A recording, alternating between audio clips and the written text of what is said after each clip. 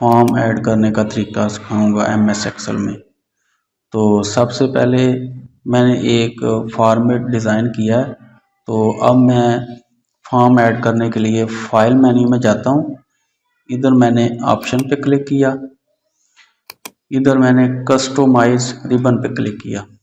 तो इधर मैं एक सामने विंडो ओपन हो गई है। इधर ऑल कमांड्स पे मैंने क्लिक किया। तो इधर से मैंने सर्च करना है फॉर्म को। तो स्क्रॉल बार से मैं नीचे लेके आता हूँ और ये फॉर्म है, इसको मैंने ऐड किया। तो ये एक मैसेज आया, commands need to be added a custom group to create a group. तो मैंने इसको ओके किया। फिर मैं वापस से आता हूँ, इधर मैंने ये कस्टम टैब एंड ग्रुप्स पे क्लिक किया।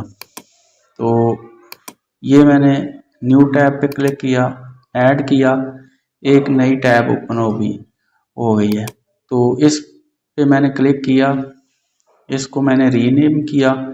तो इसको नाम मैं देता हूँ फॉर्म का। इसको मैंने ओके किया, इधर मैंने ओके किया। तो ये देखें, ये फॉर्म ओपन हो गया।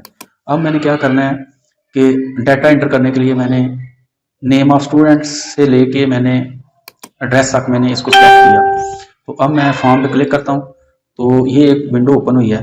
तो इस पे मैंने ओके किया।